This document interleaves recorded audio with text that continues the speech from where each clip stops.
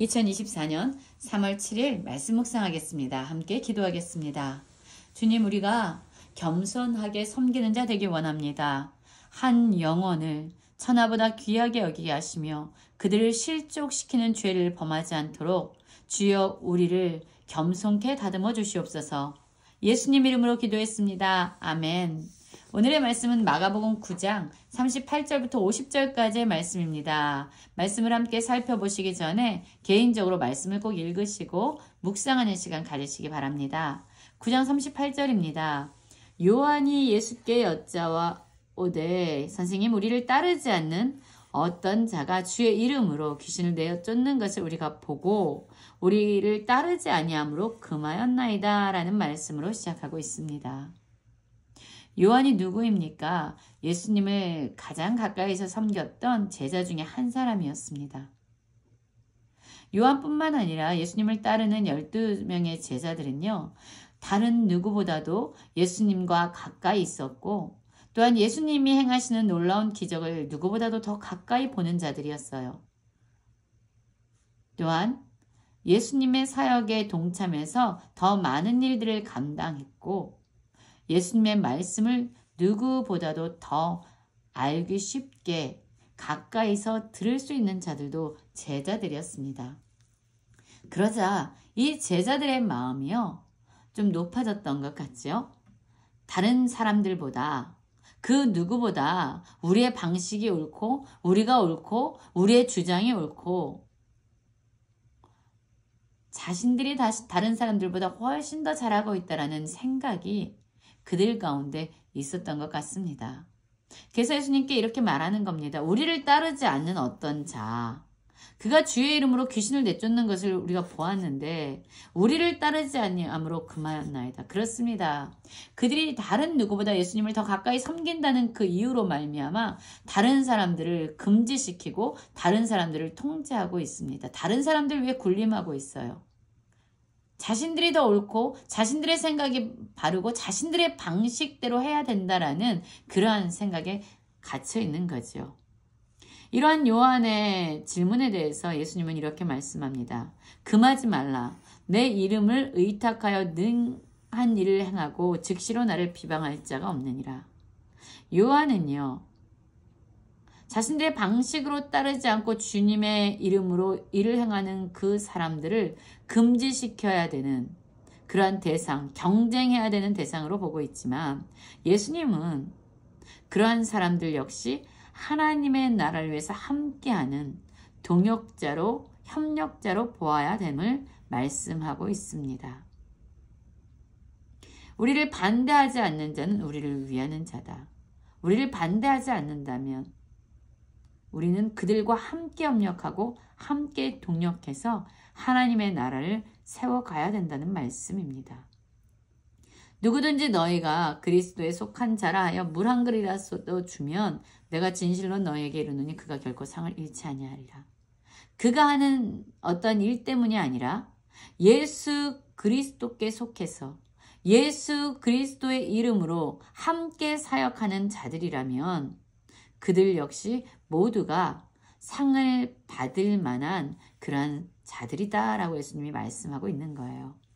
여러분, 우리에게도 이러한 생각이 있지 않은지 돌아보기 원합니다.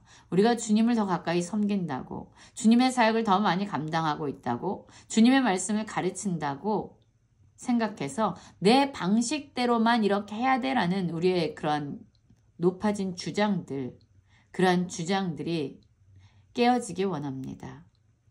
여러분, 주님의 이름으로 사역하는 모든 자들, 하나님의 나라를 함께 세워가는 모든 분들은 경쟁해야 될 대상이 아니라 금지시켜야 될 그러한 사람들이 아니라 함께 협력하고 함께 동역하며 나아가야 되는 대상들임을 우리는 깨달아야 알아야 합니다. 42절에 나오는 그 말씀부터 48절까지는요. 믿는 자를 실족하게 하지 말라는 주님의 말씀이 담겨 있습니다. 42절이죠. 또 누구든지 나를 믿는 이 작은 자들 중 하나라도 실족하게 하면 차라리 연자 맷돌이 그 목에 매어 바다에 던져지는 것이 나으리라 라는 말씀을 하고 있습니다.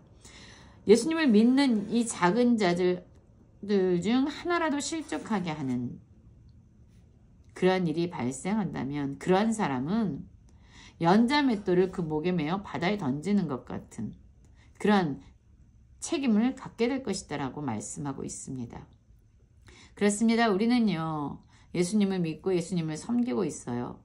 그런데 우리의 높아진 생각, 우리의 교만한 생각, 우리가 다른 사람보다 잘하고 있고 나만 옳다라는 이 생각은요, 어쩌면 다른 누군가를 실족하게 하는 그러한 일이 될 수 있다는 거죠.